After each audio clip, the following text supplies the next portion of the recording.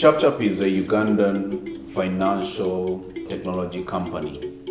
And what we are doing is we are working with different stakeholders, especially telecoms, utility companies, financial institutions, to extend their services through a network of micro and small medium enterprises. Basically, I'll say small businesses.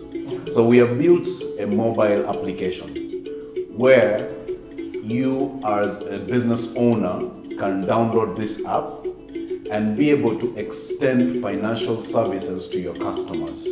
So that means that in return, what you're getting is that because we are extending the services of these companies pay ChapChap a fee for extending those services to a customer base that they're not tapping at the moment.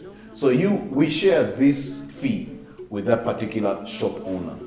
So today we have close to 32,000 businesses that are using our application across the country. And this we're targeting mainly businesses that are doing established in terms of doing retail. So you have sold your tomatoes, you have sold your bread, you have sold your sugar, but this customer has other digital needs that they need. They want to top up their wallet. They want to pay for their bills. They want to pay for their school fees or airtime. So at the end of the day, what you're doing is that you're able to get the needs of all that customer and sort them out from one premises. From your kiosk. Yes. Okay. What are the advantages for the dookers? The first one is they're able to earn extra commission that comes in. So extra income. Extra income for them. Secondly, because these businesses we are dealing with are informal, what we are doing is that every time a transaction is done from the app, we are recording digital footprints of transactions happening at their premises. Okay. In return, what does it do? It creates for them financial profiles. So we are profiling them, and we extend this data, transactional data, to financial institutions who offer them credit. Today we have given out credit through our partners more than $12 million in credit. And this is unsecured. So they're not asking the dooker to bring your title, to bring your TV. No, we are saying based on your data, we can tell that you're capable of paying. So dookers today are using that money to first of all increase their transactions on the ChapChap app, but also floating their dookers by adding more inventory so that they can be able to stocks to be able to sell. What is your aspiration? Where do you see ChapChap moving forward? Do you see it still within Uganda? Are you making efforts to scale? And what is that picture that you see in the coming years ahead? With currently what we have built, we have capacity now. We have the knowledge, we have the expertise, we have the tech to now look at the next markets. Going into these markets, first of all, we are going in different ways based on the market and how we mature the market is for us. So definitely ChapChap is looking for growth. We are already having some conversations with some interesting markets and something I can't mention right now, but we are definitely sure that the team behind the innovation right now is not only going to make Uganda proud, but it is going to bring value to the African market. Just assume you are advising your younger self. What would you tell yourself?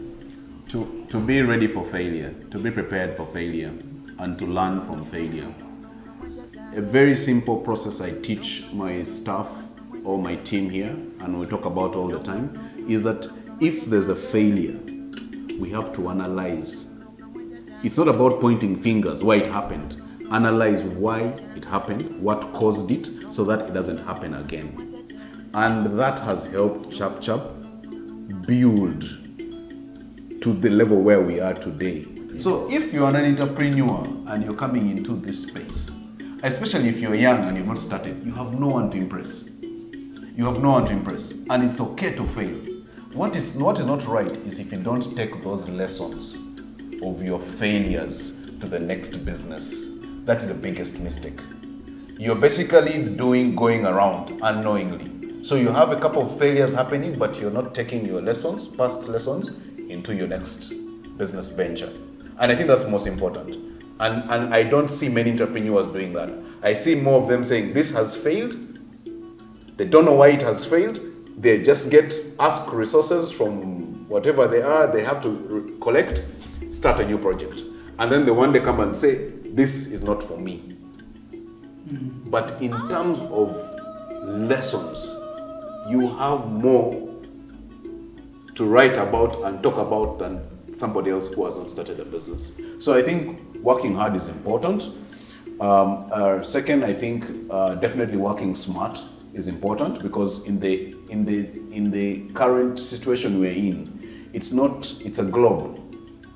So as you're busy building here, understand that your product, there's a competitor who is in the UK, who is in the US, who is in Nigeria, who is in Ghana, who tomorrow might actually launch here and beat you in your own market. Exactly. So it's a globe. So you have to be smart at what you're doing. What I see that many entrepreneurs lack and need to make their strength immediately is that they have to be customer-centric. Customer centricity. There is nothing as important as that. And this is just not even just young entrepreneurs. This is when you go across the board, the businesses in Uganda. If I'm talking about Uganda as a market, you will realize that today, the reason why a business can start today and beat an existing business, and you ask yourself, what could be the reason? It couldn't be price, because the other business is already established, they can cut down the prices. But the question is, where do you put the customer? So that customer becomes loyal to you, becomes your ambassador. That customer becomes your R&D. You want to grow, that customer will give you the feedback that you want to grow, because you're building for that customer. Today, when you go to businesses, you'd actually think the business owner is the customer based on how they react. It says, if you can't buy from me, there are other businesses you can buy from. Those are not words you expect from a business owner. Those are words you expect from a customer. Because you're a business owner. So I think those are the three things. But lastly, the last one of being customer-centric is something we have to learn. In the days when I was growing up in business, if you probably noticed, there used to be a tag in many business shops where they would say, customer is king. I think that got into me too much, and I strongly believe that if we not customer centric, you can't build a business.